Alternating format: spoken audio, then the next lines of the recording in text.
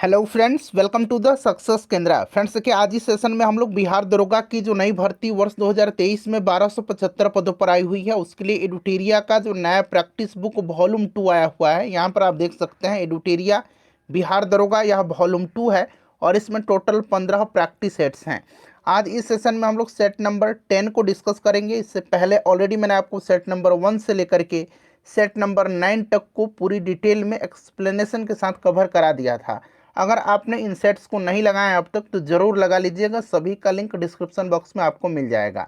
Friends, अगर आप channel पर पहली बार विजिट कर रहे हैं और बिहार दरोगा 1275 पदों की बेहतरीन तरीके से तैयारी करना चाहते हैं तो चैनल से जुड़ जाइए, चैनल को सब्सक्राइब कर लीजिए और जो बगल में बेल आइकन है, घंटी का निशान है, उसको ज़रूर दबा लीजिएगा ताकि जब भी बिहार दरोगा भर्ती 2023 से संबंधित कोई भी इंपॉर्टेंट वीडियो अपलोड किया जाए तो उसका नोटिफिकेशन सबसे पहले आपके पास पहुंच जाए।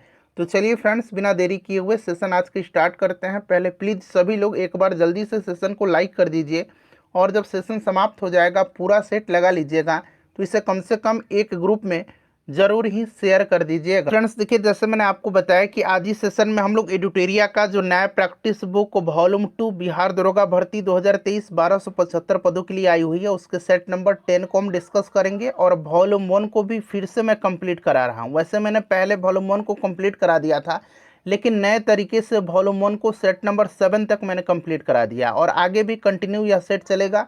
पूरी बुक मैं आपको कंप्लीट करा दूंगा। तो अगर आपने नहीं देखा इन वीडियोज़ को तो ज़रूर देखिएगा, लिंक आपको डिस्क्रिप्शन बॉक्स में मिल जाएगा। थोड़ा सा मैं जूम कर देता हूं फ्रेंड्स ताकि प्रश्न जो है आपको स्पष्ट रूप से दिखाई दें। आज के सेशन का यानी कि एडुटेरिया वॉल्यूम 2 बिहार दरोगा प्रैक्टिस सेट नंबर 10 का पहला प्रश्न पढ़ेंगे कि निम्न में से किस आंदोलन से पूर्व गांधी जी ने कहा था कि मैंने रोटी मांगी थी बदले में मुझे पत्थर मिला। अगर आप आंसर पहले से जानते हैं तो आंसर कमेंट बॉक्स में देकर के बताते चलेंगे। साथ ही साथ जो भी मैं एक्सप्लेन करूंगा ना उसको ध्यानपूर्वक ज़रूर सुनिएगा। इससे क्या होगा कि एक प्रश्न के साथ साथ आपके 2 से 3 प्रश्न जो है कवर होते चलेंगे। अब यहाँ पर ध्यान दीजिएगा फ्रेंड्स, आपको याद होगा अगर आपने डिटेल में पढ़ा होगा, देखिए मार्च 1930 को बापू ने वायसराय को एक ऐतिहासिक पत्र लिखा था और जिसमें उन्होंने नमक कानून वापस न लेने पर सविनय अवज्ञा आंदोलन चलाने की बात कही थी और उनके विचार में यह पूरी तरह से गरीबों के शोषण के लिए बनाया गया कानून था। ठीक है ना। और इस पर जो है वायसराय ने रूखापन दिखाया था, इनकी बात नहीं मानी थी और इसी रूखेपन के बारे में बात करते हुए बापू ने कहा था कि उन्होंने झुक कर के रोटी मांगी थी जिसके बदले में उन्हें पत्थर मिला। राइट आंसर इसका क्या हो जाएगा? तो सविनय अवज्ञा आंदोलन हो जाएगा। दांडी मार्च के समय गांधी जी ने कहा था। चलिए नेक्स्ट क्वेश्चन हमारा कि निम्नलिखित में से कौन सा युग्म सही सुमेलित नहीं है? चलिए बताइए। राइट आंसर इसका देखिए देव समाज की स्थापना शिव नारायण अग्निहोत्री सही है। धर्म सभा की स्थापना जो है, धर्म सभा की स्थापना बिल्कुल सही दिया गया है, राधा कांत देव। सेवा सदन की स्थापना हृदय नाथ कुंदरू नहीं होगा। देखिए सेवा सदन की स्थापना जो है यह बहराम जी मालाबारी ने किया था। ठीक है ना, बहराम जी मालाबारी ने किया था, तो ये गलत है। वेद समाज की स्थापना जो है केशव चंद्र सेन और के श्रीधरलू नायडू ने किया था। तो यहाँ पर देखिए के श्रीधरलू नायडू दिया गया, तो ये भी सही है। पूछा गया सुमेलित नहीं है तो ऑप्शन सी हो जाएगा कि सेवा सदन की स्थापना हृदयनाथ कुंजरू ने नहीं किया था, बहराम जी मालाबारी ने किया था। चलिए अगला प्रश्न है कि तराइन के प्रथम युद्ध में पृथ्वीराज चौहान का सेनापति कौन था? देखिए तराइन का प्रथम युद्ध जो है यह 1191 में हुआ था। किसके बीच? तो पृथ्वीराज चौहान और मोहम्मद गोरी के बीच। इसमें जीता था कौन प्रथम युद्ध में तराइन के? तो पृथ्वीराज चौहान जीते थे। और दूसरा युद्ध हुआ था तराइन का 1192 में, इन्हीं दोनों के मध्य हुआ था और इसमें जो है मोहम्मद गोरी की जीत हुई थी। ठीक है ना। तराइन के प्रथम युद्ध में पृथ्वीराज चौहान का सेनापति जो था यह कौन था? तो अस्कंद था। ठीक है ना, ऑप्शन बी इसका बिल्कुल करेक्ट आंसर हो जाएगा। चलिए नेक्स्ट क्वेश्चन करेंगे, किस मुगल शासक के समय में सतनामी विद्रोह हुआ था? सतनामी विद्रोह जो हुआ था यह 1672 में औरंगजेब के समय में। औरंगजेब इसका राइट आंसर हो जाएगा, ऑप्शन ए करेक्ट आंसर हो जाएगा। ठीक है ना। जिंदा पीर के नाम से औरंगजेब को जाना जाता है, जिंदा पीर के नाम से। ठीक है ना, ध्यान रखेंगे। चलिए आलमगीर के भी नाम से इसको जाना जाता है। दिल्ली सल्तनत के किस शासक ने सीरी को अपनी राजधानी बनाए थे? अच्छा, सीरी के किले का निर्माण आपको याद होगा कि अलाउद्दीन खिलजी ने किया था और अलाउद्दीन खिलजी ने जो है सीरी को अपनी राजधानी बनाई थी। सीरी की नींव जो है 1303 में रखी गई थी। ठीक है ना, अलाउद्दीन खिलजी इसका राइट आंसर हो जाएगा। चलिए, किस स्थान से नौपाषाण युग गर्त निवासों के अवशेष मिले हैं? राइट आंसर इसका क्या होगा, बताएंगे इसका करेक्ट आंसर क्या होगा? तो देखिए फ्रेंड्स, इसका जो राइट आंसर हो जाएगा ये आपका बुर्ज होम हो जाएगा, ऑप्शन नंबर सी। बुर्ज होम से नौपाषाण युग गर्त निवासों के अवशेष जो है ये प्राप्त हुए हैं। अगला प्रश्न है कि किसे सांप्रदायिक पंचायत के तहत पृथक निर्वाचन क्षेत्र के अंतर्गत नहीं रखा गया था? देखिए, नहीं रखा गया था। अब यहाँ पर आप ध्यान से जरा सुनिएगा। 16 अगस्त 1932 को 16 अगस्त 1932 को ब्रिटेन के प्रधानमंत्री रैमजे मैकडोनाल्ड के द्वारा सांप्रदायिक पंचायत की घोषणा की गई थी, ठीक है ना, जिसमें अल्पसंख्यकों और दलित वर्गों के लिए अलग निर्वाचन मंडल और आरक्षित सीटों को शामिल किया गया था। इस प्रकार इस पंचायत द्वारा मुस्लिमों, यूरोपीय, सिख, भारतीय ईसाइयों, एंग्लो इंडियन, दलित वर्गों और यहाँ तक कि बॉम्बे में कुछ सीटों पर मराठाओं के लिए अलग निर्वाचन मंडल भी प्रदान किया गया था। तो इसमें जो है फ्रेंड्स, इसका राइट आंसर क्या होगा? तो राइट आंसर इसका जैन हो जाएगा। जैन को जो है इसके अंतर्गत निर्वाचन क्षेत्र में नहीं रखा गया था। देखिए, अंग्रेजों द्वारा पेशवा प्रथा किसके शासनकाल में समाप्त की गई थी? तो देखिए, पेशवा का जो पद है यह आपको याद होगा फ्रेंड्स, जो तीसरा आंग्ल मराठा युद्ध था जो 1817 से लेकर के 1819 तक चला था, तीसरा आंग्ल मराठा युद्ध। इस युद्ध के बाद जो है मराठा शक्ति और पेशवा का जो वंशानुगत पद था उसको समाप्त कर दिया गया था, ठीक है ना। यह कौन था? तो बाजीराव द्वितीय इसका राइट आंसर हो जाएगा। बाजीराव द्वितीय जो था यह सहायक संधि को स्वीकार करने वाला प्रथम मराठा सरदार था, ये भी आप ध्यान रखेंगे। नेक्स्ट क्वेश्चन है, किस आंदोलन के कारण भारतीय राष्ट्रीय कांग्रेस का विभाजन हुआ था? तो यह आंदोलन जो है यह कौन सा आंदोलन है? तो यह स्वदेशी आंदोलन है, ठीक है ना। स्वदेशी आंदोलन बंगाल विभाजन के विरुद्ध में हुआ था और इसी को जो नेतृत्व था, चलाने का तरीका था, उसको लेकर के यह मतभेद हुआ था। और सूरत जो अधिवेशन हुआ था 1907 में, इसी में जो है कांग्रेस दो दल में बट गई, गरम दल और नरम दल में। अगला प्रश्न कर लेंगे फ्रेंड्स। क्वेश्चन नंबर हमारा 10 है कि बिहार प्रादेशिक सम्मेलन का पहला अधिवेशन कहाँ हुआ था? बिहार प्रादेशिक सम्मेलन का, देखिए फ्रेंड्स, 2008 से लेकर के अब तक जितने भी बिहार दरोगा में प्रश्न पूछे गए हैं उनको हमने सब्जेक्ट वाइज आपको कवर कराया हुआ है। हिस्ट्री का अलग, पॉलिटी का अलग, ज्योग्राफी का अलग, साइंस के प्रश्नों को अलग वीडियो में। तो अगर आपने अब तक नहीं देखा है तो ज़रूर देख लीजिएगा। क्विक रिवीजन आपका हो जाएगा, कम समय में बेहतरीन तरीके से आप सब्जेक्ट वाइज प्रीवियस ईयर के सभी प्रश्नों को देख लेंगे। चलिए, ये पटना में हुआ था। कहाँ पर? ऑप्शन नंबर सी इसका राइट आंसर हो जाएगा। पटना में 1908 में हुआ था बिहार प्रादेशिक सम्मेलन का पहला अधिवेशन। देखिए, निम्नलिखित में से कालक्रम के अनुसार बढ़ते क्रम में आपको जो विकल्प दिया गया है इसमें से पूछा गया कौन सा सही है। अब यहाँ पर ध्यान से देखिएगा, चंपारण आंदोलन, जालियांवाला बाग हत्याकांड, चौरी चौरा कांड और मोपला विद्रोह, ठीक है ना, यही 4 दिया गया, सब ऑप्शन में देख लीजिएगा। तो सबसे पहले अगर हम बात करेंगे तो आपका चंपारण आंदोलन हो जाएगा 1917 में, चंपारण सत्याग्रह। जालियांवाला बाग हत्याकांड 1919 में, मोपला विद्रोह 1921 में, ठीक है ना, और चौरी चौरा कांड 1922 में, फरवरी 1922 आपको याद होगा। तो ये वाला क्रम जो है बिल्कुल सही दिया गया है। चलिए, उसके बाद देखिए, प्रसिद्ध विद्वान चरक किसके दरबार में रहते थे? चरक संहिता इन्हीं की है, चरक की। और चरक जो थे ये कनिष्क के राजवैद्य थे, कनिष्क के राजवैद्य थे, ठीक है ना। कनिष्क के दरबार में और भी लोग रहते थे, जैसे नागार्जुन, जिनको कि भारत का आइंस्टीन कहा जाता है। माध्यमिक सूत्र की रचना नागार्जुन ने किया था, जिसमें उन्होंने सापेक्षता का सिद्धांत प्रस्तुत किया था। वसुमित्र, अश्वघोष, ये सभी जो थे ये कनिष्क के दरबार में रहते थे। किसने उदंतपुरी बिहार का निर्माण करवाया था? अब यहाँ पर ध्यान दीजिएगा, विक्रमशिला विश्वविद्यालय की स्थापना किसने करवाया था? तो धर्मपाल ने, ठीक है ना। पाल वंश का सबसे जो प्रतापी शासक था धर्मपाल, उसने करवाया था।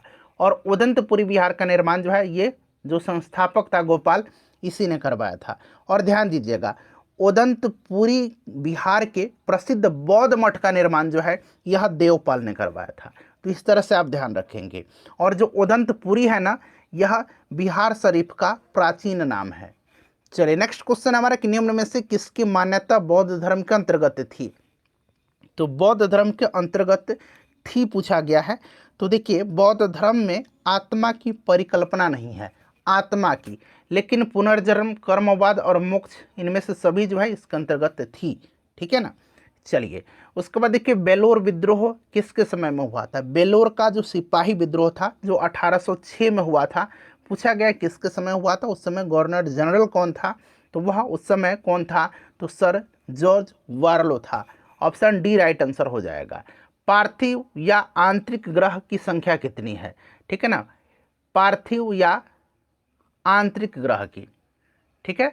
चलिए, तो ये आपको याद होगा, एक बाह्य ग्रह है और एक आंतरिक ग्रह है, ठीक है ना। इनको आंतरिक को पार्थिव भी कहा जाता है, ठीक है, और जो बाह्य ग्रह हैं उनको जोवियन कहा जाता है, टेरेस्ट्रियल और जोवियन।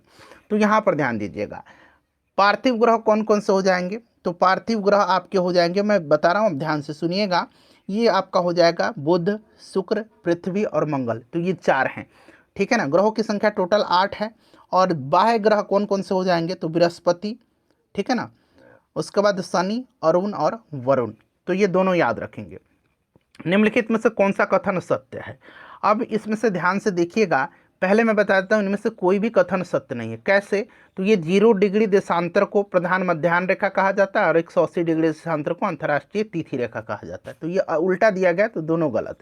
अंतर्राष्ट्रीय तिथि रेखा अटलांटिक महासागर से होकर गुजरती है, नहीं। अंतर्राष्ट्रीय तिथि रेखा जो है ना, यह आर्कटिक सागर, चुकी सागर, एक चुकी सागर है, आर्कटिक सागर, चुकी सागर, बेरिंग स्ट्रेट, उसके बाद मैं बता रहा हूँ प्रशांत महासागर, आर्कटिक सागर, चुकी सागर, बेरिंग स्ट्रेट और प्रशांत महासागर से होकर गुजरती है। तो अटलांटिक से ये नहीं गुजरती, तो तीनों इसीलिए गलत दिया गया है, कोई भी सत्य नहीं है।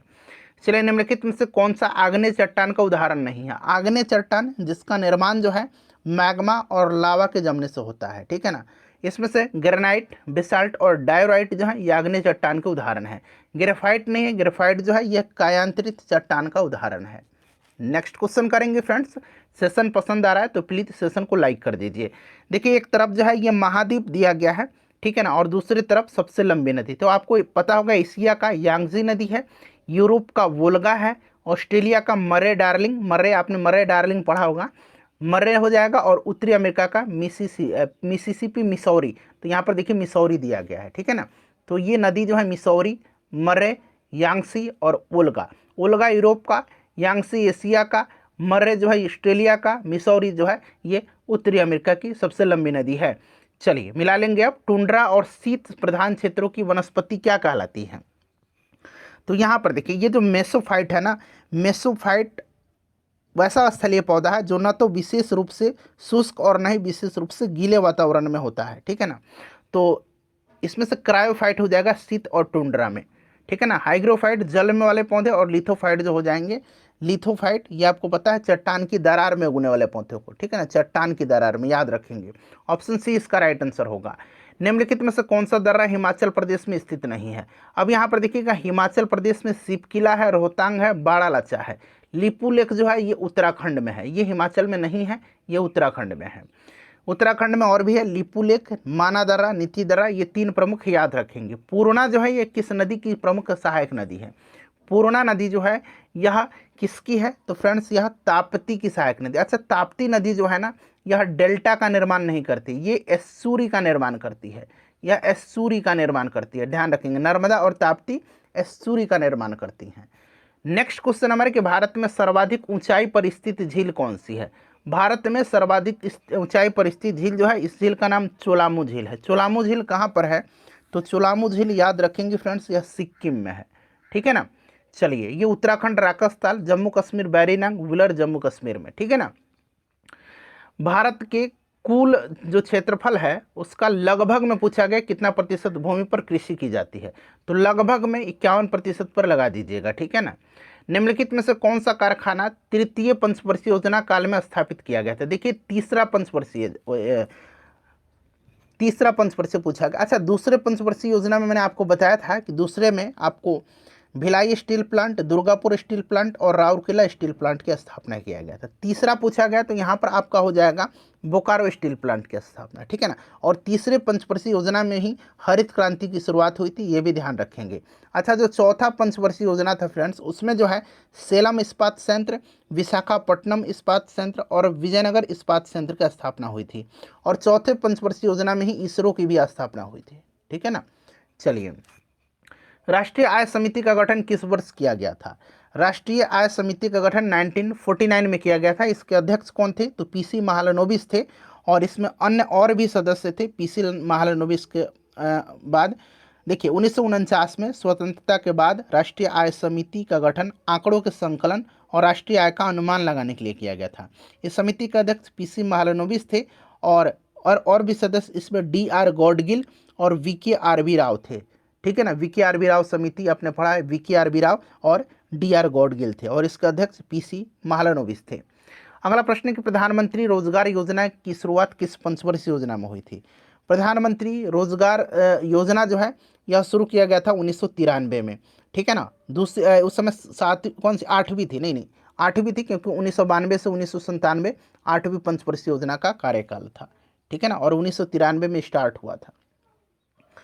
चलिए 28 नंबर क्वेश्चन है हमारा कि आरबीआई का लेखा वर्ष होता है, RBI reserve bank of India का। तो आपको पता है ना फ्रेंड्स कि आरबीआई की स्थापना 1 अप्रैल 1935 को हुई थी। इसका राष्ट्रीयकरण 1 जनवरी 1949 को हुआ था।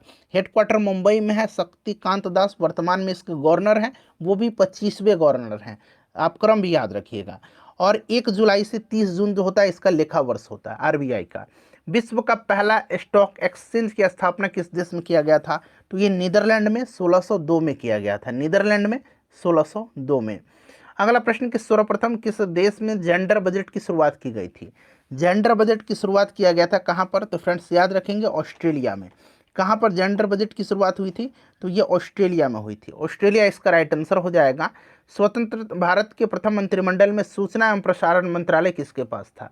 देखिए स्वतंत्र भारत का जो मंत्रिमंडल था उसमें पंडित जवाहरलाल नेहरू प्रधानमंत्री बने थे और उप प्रधानमंत्री सरदार पटेल थे, गृह मंत्री भी थे, सूचना एवं प्रसारण मंत्री भी थे, जगजीवन राम श्रम मंत्री थे, जॉन मथाई रेल मंत्री थे। अगला प्रश्न हमारा कि भारतीय संविधान में गणतंत्रात्मक व्यवस्था किस देश के संविधान से लिया गया है? तो गणतंत्रात्मक व्यवस्था को लिया गया है फ्रांस से। ठीक है ना, फ्रांस से। चलिए नेक्स्ट क्वेश्चन हमारा कि सहकारी समितियों को संवैधानिक अधिकार किस संविधान संशोधन के द्वारा दिया गया था? तो देखिए ये 97वां संविधान संशोधन था। ठीक है ना, 2011। ऑप्शन ए राइट आंसर हो जाएगा। और 97वें संविधान संशोधन के तहत सहकारी समितियों के गठन के अधिकार को स्वतंत्रता के अधिकार अनुच्छेद 19(1) के रूप में भी शामिल किया गया है। इस चीज़ को आप ध्यान रखेंगे। और सहकारी समितियों का प्रचार राज्य के नीति निर्देशक सिद्धांत अनुच्छेद 43B के रूप में किया गया था। इससे भी आप ध्यान रखिएगा। ठीक है ना फ्रेंड्स। चलिए नेक्स्ट क्वेश्चन करेंगे हमारे कि किसी भी राजनीतिक दल को राष्ट्रीय दल का दर्जा प्राप्त करने हेतु कौन सी शर्त नहीं है? तो यहाँ पर देखेंगे आप, राष्ट्रीय दल की बात करें तो राष्ट्रीय दल वर्तमान में कितनी है? वर्तमान में 6 राष्ट्रीय पार्टी हैं। कौन कौन सी? तो एक बीजेपी हो जाएगा, पहले 8 थी लेकिन अब 6 हो गया है। BJP, Congress, CPIM, Bahujan Samaj party, national people's party और आम आदमी पार्टी को भी राष्ट्रीय पार्टी का दर्जा दिया गया है। ये राष्ट्रीय पार्टी का दर्जा प्राप्त करने के लिए ये सारे शर्तें हैं। नहीं पूछा गया तो इनमें से कोई नहीं होगा क्योंकि ये सारे शर्त हैं। ठीक है ना। चलिए उसके बाद देखिए राष्ट्रीय अनुसूचित जाति आयोग के अध्यक्ष सहित सदस्यों की संख्या कितनी होती है? बताइए राइट आंसर इसका क्या हो जाएगा? तो यहाँ पर ध्यान देंगे फ्रेंड्स, इसमें अध्यक्ष होता है, एक उपाध्यक्ष होता है और 3 अन्य सदस्य होते हैं। अध्यक्ष, उपाध्यक्ष और 3 अन्य सदस्य। तो अध्यक्ष सहित तो 5 हो जाएगा। ऑप्शन सी राइट आंसर हो जाएगा। वर्तमान में अनुसूचित जाति आयोग के अध्यक्ष कौन है? तो अरुण हलधर हैं। अरुण हलधर याद रखेंगे। चलिए अगला प्रश्न हमारा कि कार्यपालिका से न्यायपालिका के पृथक्करण संबंधित निर्देश किस अनुच्छेद में वर्णित है? तो यह अनुच्छेद जो है यह अनुच्छेद 50 है। ठीक है ना। अनुच्छेद 51 में क्या है? अनुच्छेद 51 में अंतर्राष्ट्रीय शांति और सुरक्षा की अभिवृद्धि है। अनुच्छेद 48 क्या है? कृषि एवं पशुपालन का संगठन है। और अनुच्छेद 47 क्या है? तो पोषण के स्तर और जीवन स्तर को बढ़ाने और सार्वजनिक स्वास्थ्य में सुधार के लिए राज्य के कर्तव्य के बारे में इसमें बात की गई है। ठीक है ना। शराबबंदी इसी आर्टिकल में आता है। चलिए उसके बाद नेक्स्ट क्वेश्चन कर लेंगे कि कितने राष्ट्रपति का निधन उनके कार्यकाल के दौरान हुआ था? तो ऐसे 2 राष्ट्रपति हैं। कौन कौन से? तो उनका नाम भी आप याद रखेंगे। एक तो हो जाएंगे आपके फखरुद्दीन अली अहमद और जाकिर हुसैन। और वैसे राष्ट्रपति जो लोकसभा के स्पीकर भी रहे हैं और राष्ट्रपति भी रहे हैं, नीलम संजीव रेड्डी, जो निर्विरोध चुने गए थे। नेक्स्ट क्वेश्चन है कि भारत में नागरिकता कितने तरीकों से समाप्त की जा सकती है? देखिए ध्यान दीजिएगा, नागरिकता अधिनियम 1955 तीन तरीकों को समाप्त करने की निर्धारित करता है, जिसके द्वारा एक भारतीय नागरिक, चाहे वह संविधान के प्रारंभ में या उसके बाद का नागरिक हो, अपनी नागरिकता को खो सकता है तीन तरीके से। एक त्याग है, एक समाप्ति है और एक अभाव है। त्याग एक स्वैच्छिक कार्य है जिसके द्वारा एक व्यक्ति दूसरे देश की नागरिकता प्राप्त करने के बाद अपनी नागरिकता छोड़ देता है। उसके बाद कानून के संचालन के समाप्ति होती है। एक तो समाप्ति है जब कोई भारतीय नागरिक स्वेच्छा से दूसरे देश की नागरिकता प्राप्त कर लेता है, तो स्वतः ही नागरिकता आपकी समाप्त हो जाएगी। और एक अभाव या वंचन है, पंजीकरण या प्राकृतिकरण द्वारा प्राप्त भारतीय नागरिकता की अनिवार्य समाप्ति है। ठीक है ना, तो ये तीन प्रकार है। चलिए, संविधान में उद्देशिका के विचार को किस देश से लिया गया है? जो प्रस्तावना है ऑस्ट्रेलिया से, अमेरिका से, और प्रस्तावना की भाषा को ऑस्ट्रेलिया से लिया गया है। ठीक है ना, भाषा को ऑस्ट्रेलिया से लिया गया, प्रस्तावना अमेरिका से लिया गया है। किसने प्रस्तावना को भारतीय संविधान का परिचय पत्र कहा है? बताएंगे इसका राइट आंसर क्या होगा? तो देखिए, ध्यान दीजिए, प्रस्तावना को भारतीय संविधान का परिचय पत्र किसने कहा था? तो फ्रेंड्स, ये कहा है N.A. पालकीवाला ने। तो राइट आंसर इसका ऑप्शन नंबर सी हो जाएगा। ठीक है ना, ध्यान रखेंगे। चलिए, उसके बाद देखिएगा कि 2011 के जनगणना के अनुसार सर्वाधिक शहरी जनसंख्या किस राज्य में है? देखिए, शहरी जनसंख्या सर्वाधिक जो है 2011 के सेंसस के अकॉर्डिंग यह सबसे ज़्यादा महाराष्ट्र में है। कहाँ पर है फ्रेंड्स? महाराष्ट्र में है, ध्यान रखेंगे आप, इंपॉर्टेंट है। नेक्स्ट क्वेश्चन है कि सुरक्षा परिषद में कितने देशों को वीटो शक्ति प्राप्त है? अच्छा देखिए, वीटो शक्ति जो है यह प्राप्त कितने देशों को है? तो राइट आंसर इसका जो है क्या हो जाएगा? तो ध्यान रखेंगे कि 5 देश, जो 5 अस्थायी सदस्य हैं, इन्हीं को वीटो पावर प्राप्त होता है। और ये 5 कंट्री कौन कौन सा है? तो USA है, ब्रिटेन है, फ्रांस है, रसिया है और चाइना है। ठीक है ना, ध्यान रखेंगे। चलिए, उसके बाद नेक्स्ट क्वेश्चन देखिएगा कि राष्ट्रीय मत्स्यिकी विकास बोर्ड का मुख्यालय कहाँ पर है? राष्ट्रीय मत्स्यिकी विकास बोर्ड की स्थापना जो है यह सितंबर 2006 में हुई थी। 2006 आप सन याद रखेंगे। और इसका हेडक्वार्टर जो है ये हैदराबाद में है। ठीक है ना, मुख्यालय इसका हैदराबाद में है। फ्रेंड्स, आप सभी लोग अपना अपना स्कोर जरूर कमेंट करके बताइएगा। अब यहाँ पर देखिएगा कि निम्न में से रेशम की किस्में नहीं है। तो देखिए, मलबरी सिल्क, मूंगा सिल्क, ठीक है, मूंगा सिल्क और इरी सिल्क, ये सारे के सारे रेशम के ही किस्में हैं, रेशम की ही वैरायटी है ये सारे। तो राइट आंसर पूछा जाएगा कि इनमें से कौन सा नहीं है, तो चूंकि ये सारे हैं इसीलिए करेक्ट आंसर इसका हो जाएगा इनमें से कोई नहीं। चलिए, कैडी पुटिंग शब्द किस खेल से जुड़ा हुआ है? तो ये शब्द जो है, ये शब्दावली जो है, यह संबंधित किस खेल से है? तो गोल्फ से है। ठीक है ना, गोल्फ से है। चलिए, अच्छा, वाकर कप जो है, वाकर कप, ये किस खेल से संबंधित है? वाकर कप, जरा आप मुझे कमेंट करके बताइएगा, वाकर कप किस खेल से संबंधित है? जरा आप कमेंट करके आप मुझे बताइए। तो देखिए, निम्नलिखित में से कौन सा अभयारण्य तमिलनाडु में स्थित नहीं है? यहाँ पर देखिए फिर से नहीं पूछा गया है, इसीलिए प्रश्न को जब भी पढ़ेंगे ध्यानपूर्वक पढ़िएगा। तो यहाँ पर देखिए राइट आंसर इसका क्या हो जाएगा? करेक्ट आंसर इसका परम्बिकुलम हो जाएगा, जो कि कहाँ पर है? केरला में है। बाकी देखिए, मुद्दुमलाई, वेदांतगल और इंदिरा गांधी, ये कहाँ पर है? तो फ्रेंड्स, ये तमिलनाडु में है। और तमिलनाडु में नहीं पूछा गया है, तो परम्बिकुलम हो जाएगा। देखिए, पंचेत बांध जो है किस नदी पर स्थित है? तो देखिए, पंचेत बांध जो है यह दामोदर नदी पर है। कहाँ? तो झारखंड में। उसके बाद देखिएगा कि पालकोंडा पर्वत किस राज्य में स्थित है?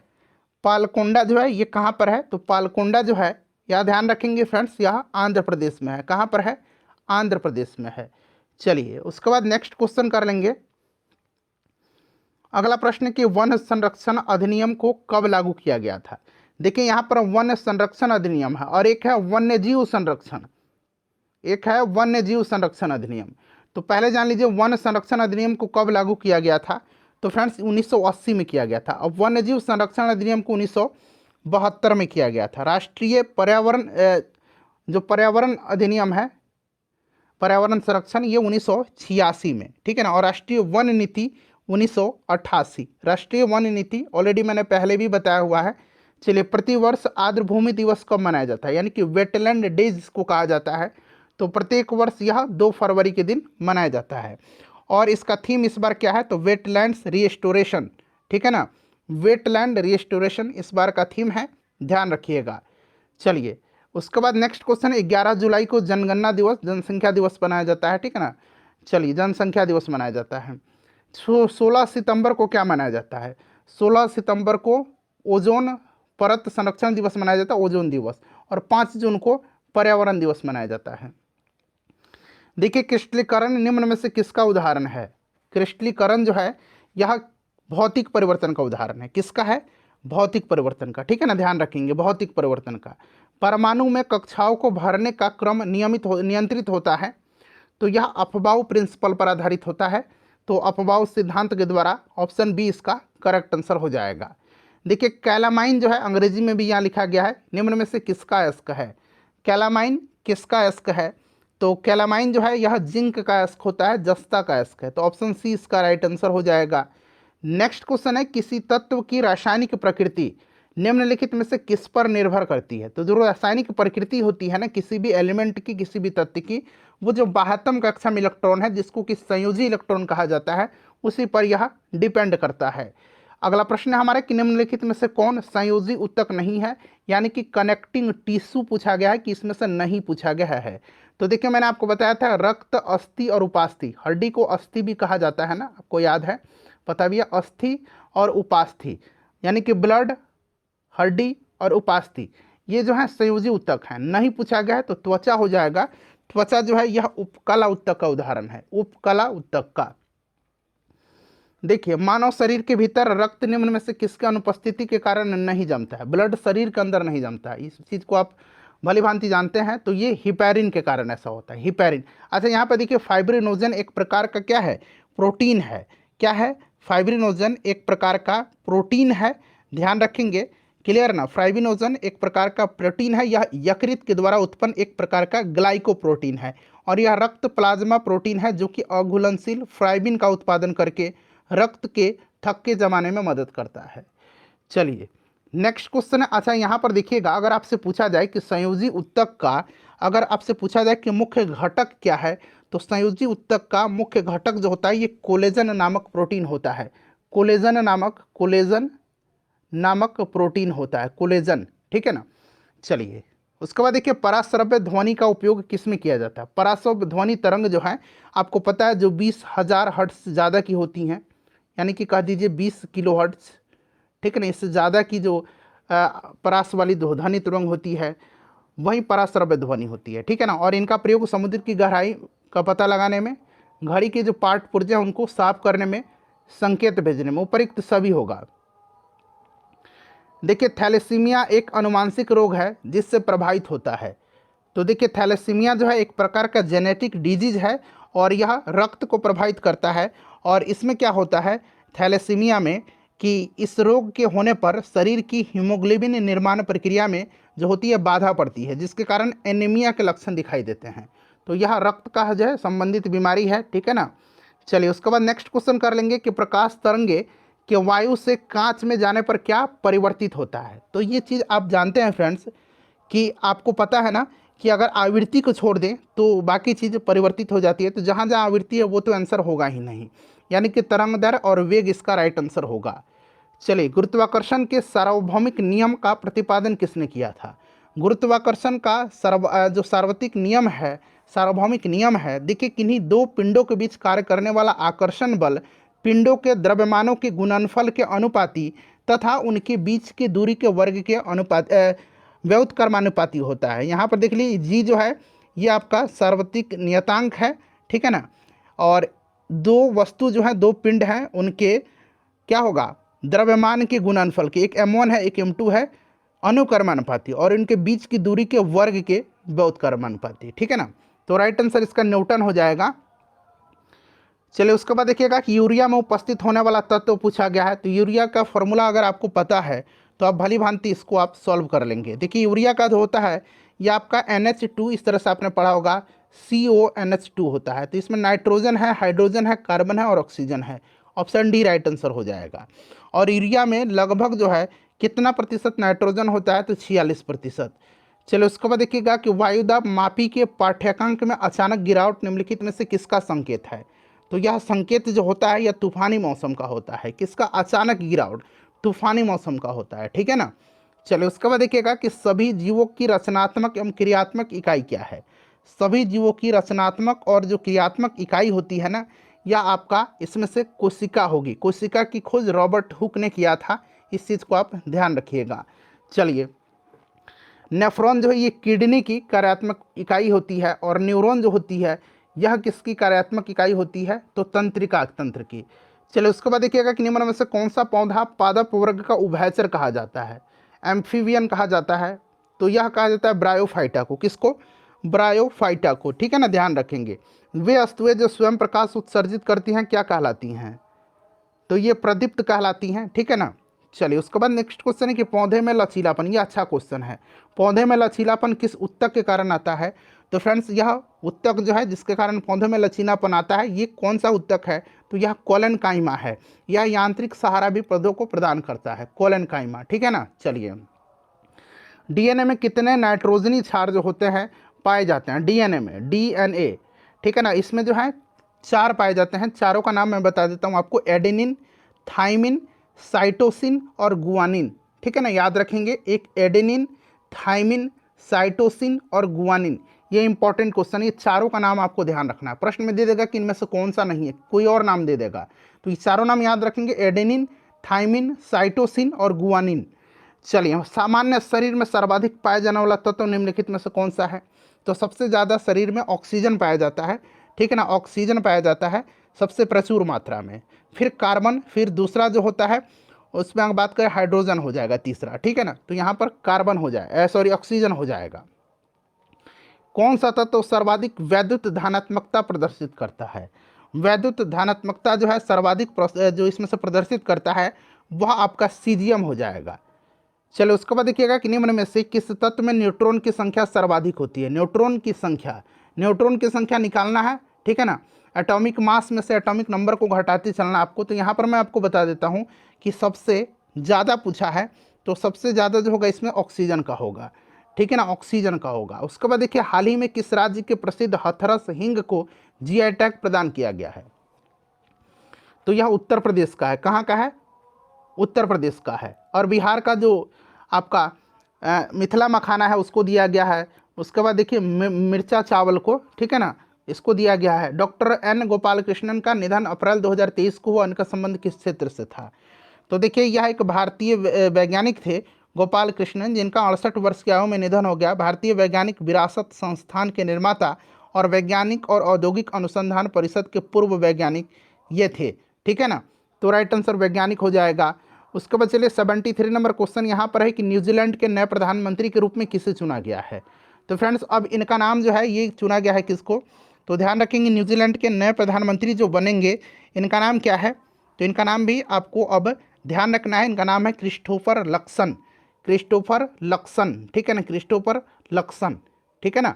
चलिए इससे पहले क्रिप्स सिप्किन थे, इनसे पहले भी जसिंडा अर्डर्न थे। अभी कुछ ही सप्ताह पहले जो है चुनाव हुआ था, यहाँ पर ये जीते हैं। चलिए संयुक्त राष्ट्र सामाजिक विकास, याद रखना इनका नाम। ठीक है ना, संयुक्त राष्ट्र सामाजिक विकास आयोग के 62वें सत्र का अध्यक्ष किसे चुना गया है? तो संयुक्त राष्ट्र में भारत की जो राजदूत हैं रुचिरा कंपोज, इन्होंने ही सामाजिक विकास आयोग के 62वें सत्र की अध्यक्षता संभाली है। ठीक है ना, संयुक्त राष्ट्र में भारत की स्थायी प्रतिनिधि हैं, राजदूत है रुचिरा कंबोज। चलिए राइट आंसर हो जाएगा आपका भारत। नेक्स्ट क्वेश्चन है कि किस रेल मार्ग पर भारत की सबसे बड़ी स्पेस सुरंग, ठीक है ना, स्पेस सुरंग का काम पूरा हुआ है? तो फ्रेंड्स इसको ध्यान रखेंगे, यह बनिहाल और कटरा में, ठीक है ना, बनिहाल और कटरा द्वारा। किस राज्य ने आम लोगों के लिए अपनी पहली एयर एम्बुलेंस सेवा शुरू किया है? एयर एम्बुलेंस, तो ये झारखंड ने किया है। कार्बन डाइऑक्साइड को आयात करने वाला और इसे समुद्र के नीचे स्टोर करने वाला दुनिया का पहला देश कौन बना है? तो फ्रेंड्स यह दुनिया का जो पहला देश है इसका नाम डेनमार्क है। ठीक है ना, डेनमार्क, ध्यान रखेंगे। इंडियन स्पेस पॉलिसी 2023 में निम्न में से किसे प्रोत्साहित करने की बात की गई है? तो इंडियन स्पेस पॉलिसी 2023 में प्राइवेट सेक्टर की भी भूमिका, ग्लोबल स्पेस इंडस्ट्री में हिस्सेदारी को बढ़ाना, रिसर्च और एजुकेशन को बढ़ावा देना, इनमें से सभी इसका राइट आंसर होगा। चलिए उसके बाद देखिए निकेई एशिया का एक रिपोर्ट के हुआ है जिसका अनुसार वर्ष 2022 में जापान को पीछे छोड़ करके भारत दुनिया के ऑटोमोबाइल मार्केट में किस स्थान पर पहुंच गया है? तो भारत चीन और यूएसए के बाद तीसरे नंबर पर पहुंच गया है। ठीक है ना, ऑप्शन सी राइट आंसर हो जाएगा। ओडीएफ यानी कि खुले में शौच मुक्त, ठीक है ना, प्लस रैंकिंग में घोषित होने वाला देश का शीर्ष जिला कौन सा है? पहला, तो ये पहला शीर्ष जिला जो है यह केरल का वायनाड जिला है। ठीक है ना। चलिए उसका देख गवर्नमेंट समिट 2023 में किस आईआईटी के छात्रों को global best MGOV award, M government जो है GOV अवार्ड से सम्मानित किया गया है। तो ये कहाँ के स्टूडेंट हैं, कहाँ के छात्र हैं? तो IIT इंदौर के, IIT इंदौर के। नए संसद भवन में राज्यसभा कक्ष जो है उसकी थीम क्या है? तो राज्यसभा कक्ष की थीम याद रखेंगे, ये आपका कमल है, और लोकसभा का पूछेगा तो मोर होगा। उसके बाद देखिएगा कि भारतीय निर्वाचन आयोग ने किस राजनीतिक दल को अप्रैल 2023 में राष्ट्रीय दल का दर्जा दिया है? तो मैंने आपको पहले ही अभी इसी सेट में आपको बता दिया है कि ये आम आदमी पार्टी है। टोटल 6 राजनीतिक राष्ट्रीय दल हैं, उनको बता दिया मैंने आपको। केंद्रीय कानून मंत्री ने भारतीय संविधान का पहला डोगरी संस्करण जारी किया है। डोगरी किस राज्य या केंद्र शासित प्रदेश में बोली जाने वाली भाषा है? तो डोगरी बोली जाती है जम्मू कश्मीर में, ठीक है ना।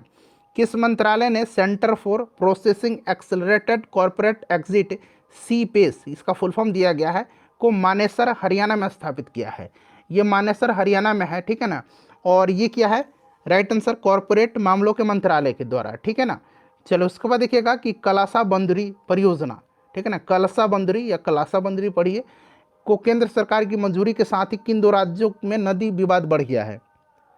तो ये राज्य कौन कौन से हैं? तो ये गोवा और कर्नाटक हैं। CCI का नया अध्यक्ष किसे चुना गया? केंद्र सरकार ने भारतीय प्रतिस्पर्धा आयोग का नया अध्यक्ष किसको चुना है? तो फ्रेंड्स यह रवनीत कौर को चुना है। चलो उसके बाद देखिएगा कि आर्कियोलॉजिकल सर्वे ऑफ इंडिया ने जनवरी 2023 में किस विश्व धरोहर को 1200 वर्ष पुराने 2 लघु स्तूप मिनिएचर स्तूप की खोज की है? तो करेक्ट आंसर इसका क्या होगा? नालंदा महाविहार, ठीक है ना, नालंदा महाविहार। RBI ने किस पॉलिसी के तहत 2000 रुपये के नोट 30 सितंबर तक वापस लेने की घोषणा किया है, फैसला किया है? तो ये क्या है? क्लीन नोट पॉलिसी के तहत, ठीक है ना, क्लीन नोट पॉलिसी के तहत।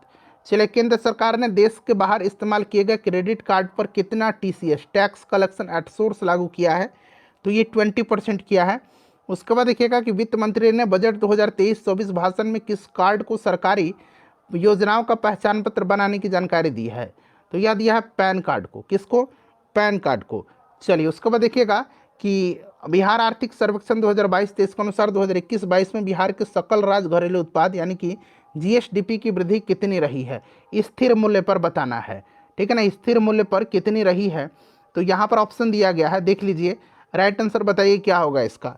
तो ये 10.98%, ठीक है ना। ये पहले भी प्रश्न मैंने आपको कराया है। निम्नलिखित में से कौन सा नया ट्रांसपोर्ट विमान भारतीय वायुसेना के बेड़े में शामिल होगा जिसका ट्रायल मई 2023 में हुआ है? तो यह C-295 है, ठीक है ना, ध्यान रखेंगे। भारत और किस देश के बीच संयुक्त सैन्य अभ्यास फ्रिंजेक्स 2023 का आयोजित हुआ है? तो भारत और किस देश के बीच फ्रिंजेक्स? तो ये भारत और फ्रांस के बीच। IPL में सबसे तेज अर्धशतक लगाने का रिकॉर्ड किसने बनाया है? इसका आंसर आप मुझे कमेंट करके बताइए, और इन 95 प्रश्नों में से अपना स्कोर बता दीजिए। वीडियो को लाइक कर दीजिए, तब तक मैं इन मैथ के प्रश्नों का आंसर फटाफट आपको बता देता हूँ। 7 वर्ष होगा, इसका राइट आंसर आपका ऑप्शन नंबर B हो जाएगा। 90, एक बार मैथ के प्रश्नों को आप लोग खुद से सॉल्व करेंगे, ठीक है ना। 99 का 50 हो जाएगा, और 100 का 26 यहाँ पर इसका करेक्ट आंसर हो जाएगा।